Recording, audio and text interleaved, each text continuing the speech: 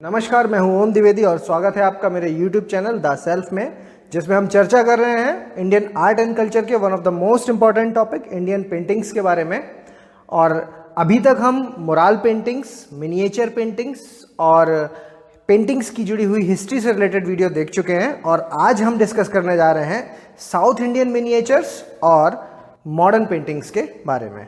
दोस्तों, south India में miniature paintings बनाने का ट्रेंड काफ़ी पुराना है और ये अर्ली मिडिवल पीरियड से विकसित रूप ले चुका है। नॉर्थ इंडियन स्कूल से ये स्कूल काफ़ी अलग है क्योंकि यहाँ गोल्ड का काफ़ी हैवी यूज़ देखा जाता है और इन पेंटिंग्स में डिवाइन क्रिएचर्स यानी ईश्वरीय प्रवृत्ति की पेंटिंग्स को ज़्यादा फोकस किया, बशर्ते उन रूलर्स के जिन्होंने इन पेंटिंग्स को पेट्रोनाइज किया, जैसा कि हम नॉर्थ इंडिया में देखते रहे हैं। दोस्तों, साउथ इंडियन पेंटिंग्स में तंजौर पेंटिंग और मैसूर पेंटिंग की अपनी एक अलग विशेषता है और हमारे एग्जाम पॉइंट ऑफ व्यू से यही दोनों पेंटिंग्स ज़्यादा इंपॉर्टेंट हैं। तो सबसे पहले हम तंजौर पेंटिंग को देख लेते हैं। दोस्तों, तंजौर स्कूल डेकोरेटिव पेंटिंग्स की स्पेशल स्टाइल के लिए काफ़ी फेमस है। मराठा रूलर्स ने इनको 18वीं शताब्दी में पेट्रोनाइज भी किया और ये पेंटिंग काफ़ी यूनिक मानी जाती हैं क्योंकि ये ग्लास और बोर्ड का यूज़ करके बनाई जाती हैं, ना कि इनको कपड़े और वेलम पेपर पर प्रेफर किया जाता है, जैसा कि हमने नॉर्थ इंडिया में देखा। और ये अपने ब्रिलियंट कलर पैटर्न्स और गोल्ड लीफ के लिबरल यूज़ के लिए भी यूनिक मानी जाती हैं। इन पेंटिंग्स को बनाने में कई सारे रत्नों का प्रयोग होता है और ग्लास को काट के इसको मढ़ दिया जाता है ताकि जो पेंटिंग है उसकी लाइफ बढ़ जाए। यहाँ की ज़्यादातर पेंटिंग्स में कृष्ण की मुस्कुराती हुई तस्वीरें और कृष्ण की लाइफ से जुड़ी हुई तस्वीरों को बनाने का चलन है। तंजौर पेंटिंग्स को जेनथ पे पहुँचाने का काम सरफोजी महाराज ने किया। अभी भी ये स्कूल ऑपरेशनल है, लेकिन अब इन्होंने अलग अलग थीम्स पर, जैसे कि बर्ड्स, एनिमल्स, बिल्डिंग्स एटसेट्रा, इन सब चीज़ों पर एक्सपेरिमेंट करने पर ज़्यादा फोकस किया है। अब हम मैसूर पेंटिंग के बारे में देख लेते हैं। दोस्तों, मैसूर पेंटिंग को मैसूर के रूलर्स ने पैट्रोनाइज किया और ये ब्रिटिश काल में भी चलती रही और हिंदू गॉड और गॉडेसेस को यानी देवी देवताओं को दर्शाना ही इनकी मेजर थीम रही। और अगर मैं इसके यूनिक फीचर की बात करूं तो इस पेंटिंग में आपको 2 से अधिक लोगों की पिक्चर्स दिख जाएंगी, लेकिन पूरी पेंटिंग में एक पिक्चर डोमिनेट करेगी और बाकी सारी पेंटिंग्स का साइज कंपैरेटिवली मेन पिक्चर से थोड़ा छोटा होगा। यहाँ की टेक्निक भी नॉर्थ इंडियन टेक्निक से बहुत ही ज़्यादा अलग है। नॉर्थ इंडिया में गैसो पेस्ट का यूज़ किया जाता था, जो कि जिंक ऑक्साइड और अरेबिक गम का एक मिक्सचर होता है, जिससे कि पेंटिंग में एक बेस दिया जाता है जिस पर पेंटिंग को बनाया जा सके। और इस पार्ट को काउंटर करने के लिए मैसूर पेंटिंग में म्यूटेड कलर्स का यूज़ किया गया, जो कि बहुत ज़्यादा ब्राइट नहीं होते थे, जिससे कि बैकग्राउंड को एक अच्छी पोजीशन दी गई। दोस्तों, अब हम मॉडर्न पेंटिंग के बारे में जान लेते हैं, जिसमें सबसे पहली पेंटिंग है कंपनी पेंटिंग।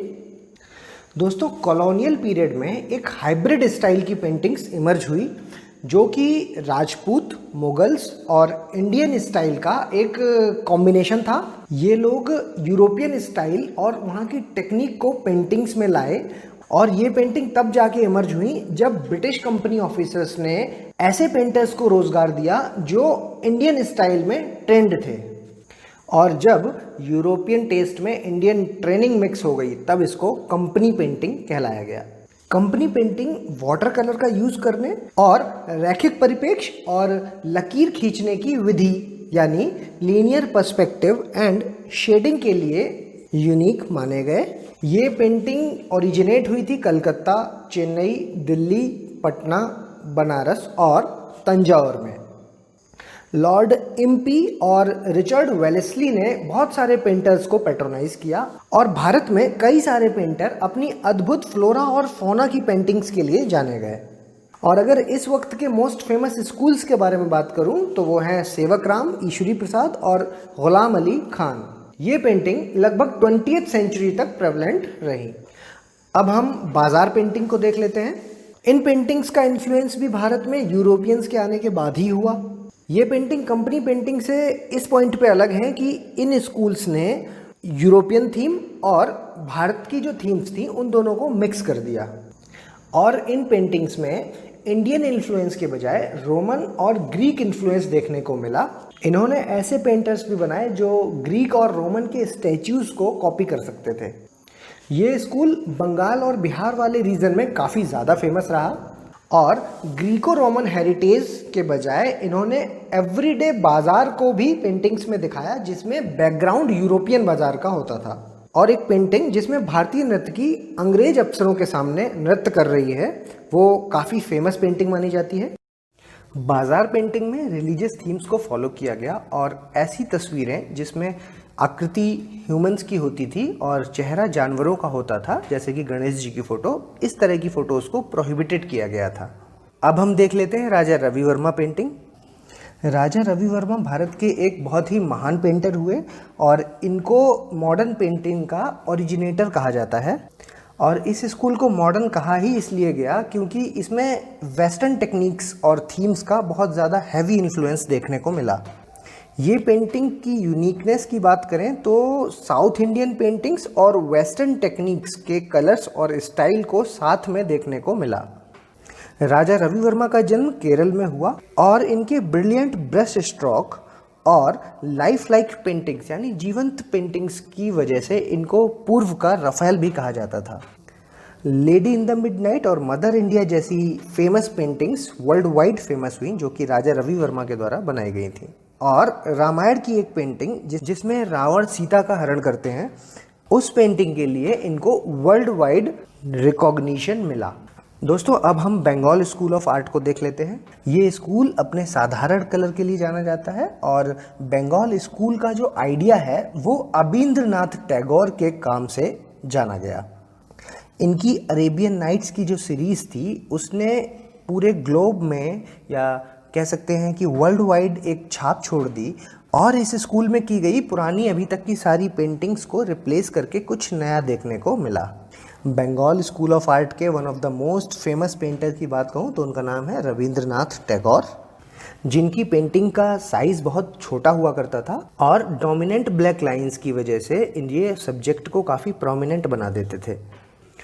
यहाँ तक कि कुछ हिस्टोरियंस का मानना है कि इनकी लेखन से इनकी पेंटिंग का काफ़ी लिंक रहता है।